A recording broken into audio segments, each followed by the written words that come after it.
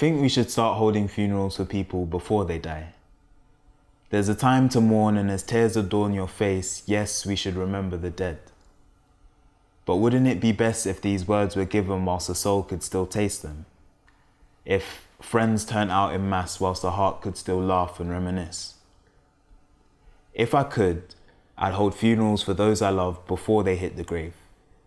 I'd make speeches stemming from the root of my affection, blossoming into odes about how I never wanted them to leave.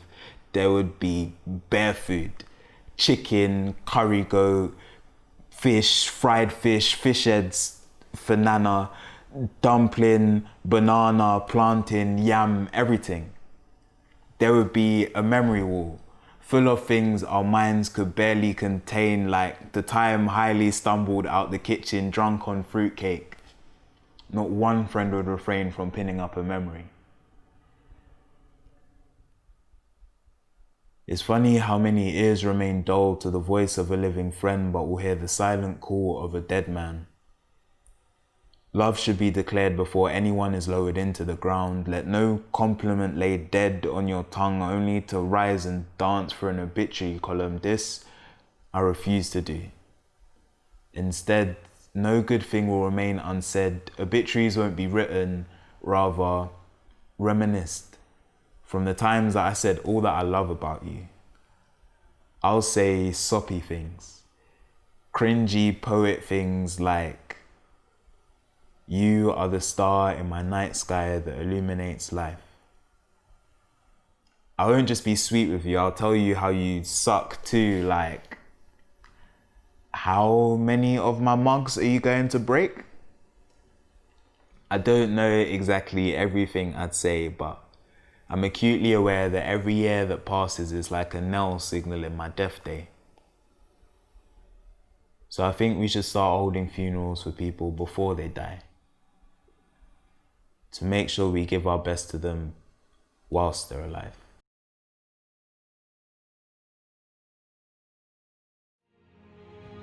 This baby seal, if it could speak, would say, "Ah."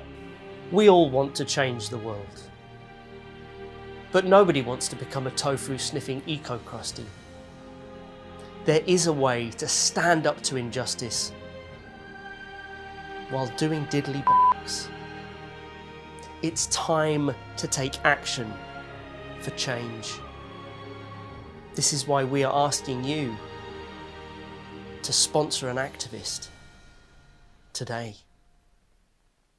Activist donor Constance Fiddlebottom exchanged letters with an activist that she sponsored for 5 years.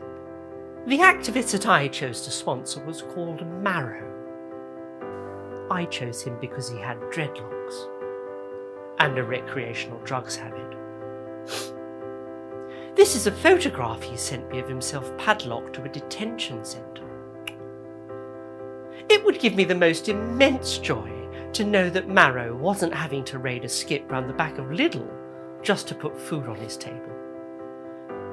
Then one year, I got a letter from his mother informing me that Marrow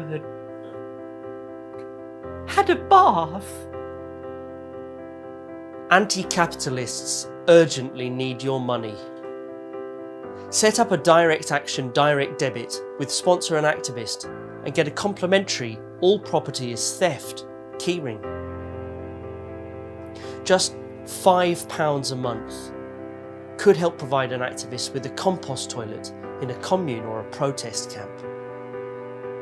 £10 a month could provide an activist with badly needed soya milk for 2 weeks. Give an activist a D-lock and he can tie himself to a predator drone for a day. Give an activist a predator drone and he and his family can attack military installations for an entire generation. We've learned just how powerful it can be to get other people to break the law for you. That's why we're channeling the wealth of trust fund yuppies who don't pay tax to trust fund hippies who don't pay tax either. Join the movement, because sitting down is the new standing up. We believe that charity isn't just about helping people who can't.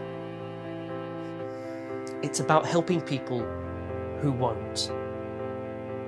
Because real change won't come from neighbourhood organisation, mass civil disobedience, or even the government pulling its finger out of its arse, but by you putting your finger where it's needed. Text "Get a Real Job" to 78512 to get your free Krusty Pack today. Go on, just sit there and sponsor an activist today. Sponsor an Activist takes no responsibility for activists who cannot be bothered to write to their donors.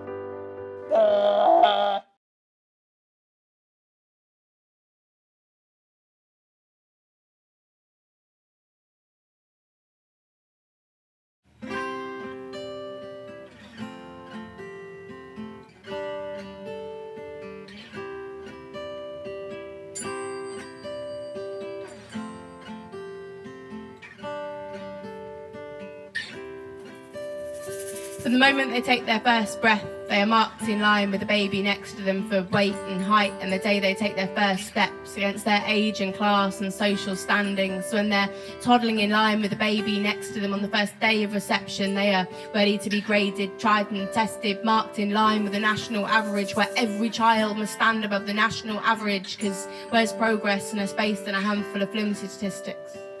And school halls are crammed with podgy-limbed toddlers, wondering who took their sandpits away, replacing with a paper and a pen they have yet to learn how to hold. And later, when they're told their score, their mark, their grade for their baseline assessment, they are learning their first lesson in how to deal with consequences of actions they weren't even aware of making.